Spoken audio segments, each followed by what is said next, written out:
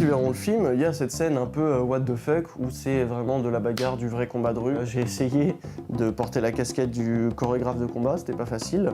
Toujours est-il qu'on a dû la tourner en 3 soirs parce qu'elle était complexe. Bam! En pleine gueule, mon gars! Le premier soir, donc on a fait la bagarre. C'était pas facile parce que pas tous les acteurs ont des notions de combat. Et surtout, il y avait ce fameux plan où il fallait qu'un acteur éclate une bouteille en verre sur un autre. Donc bien sûr, c'était pas du verre, c'était une bouteille en sucre. Mais on en avait que 2 parce que ça coûte cher quand même, ces petits trucs-là.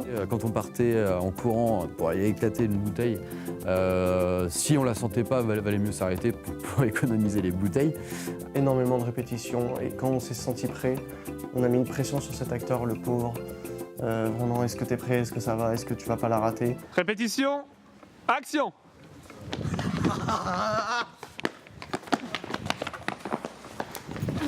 Comment ça s'est passé? C'était réellement caméra au point, c'était vraiment de la production artisanale et ça j'ai beaucoup aimé. Il y avait tellement de pression autour de ces 2 bouteilles en faux verre que quand la première prise a été réussie, on a poussé un cri de joie, mais je pense qu'on a à 3 h du mat dans Aix, on a réveillé la moitié de la ville. Malheureusement, on n'a pas toutes les images parce que dans l'euphorie, on a tous coupé.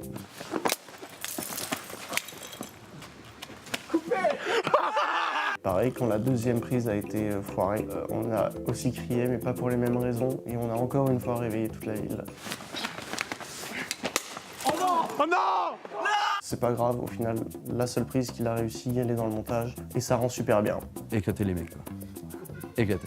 Ensuite, il y a eu un 2e soir de tournage. On ne pouvait pas tout faire en un soir, où après la baston, les personnages s'en vont et tracent dans la ville en voiture. Je dirais pas, quoique il y a peut-être prescription maintenant, qu'on a brûlé plusieurs feux rouges. Laissez-nous de la distance, on communique, on va communiquer.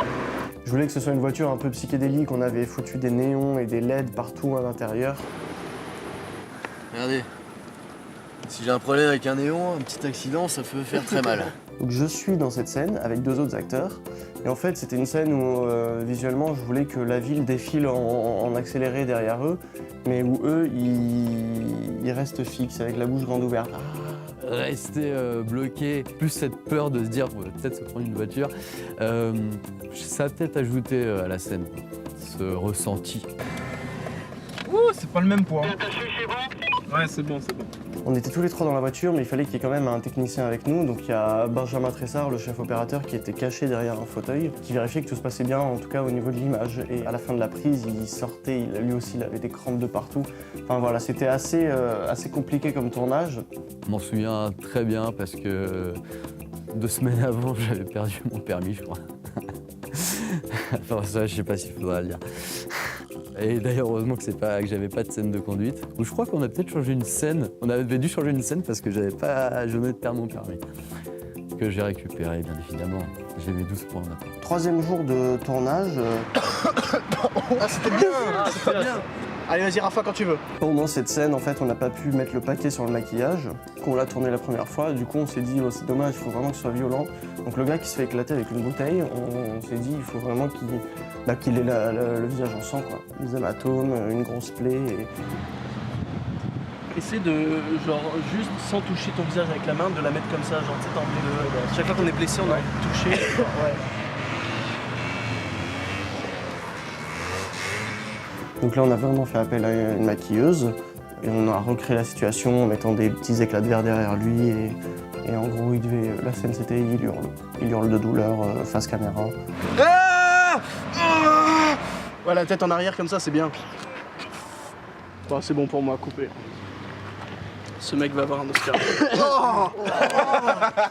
J'ai l'impression que vous avez vraiment pris un coup en fait là du coup. Là, du coup, maintenant, c'est psychologique. Ouais, c'est psychologique. Ouais.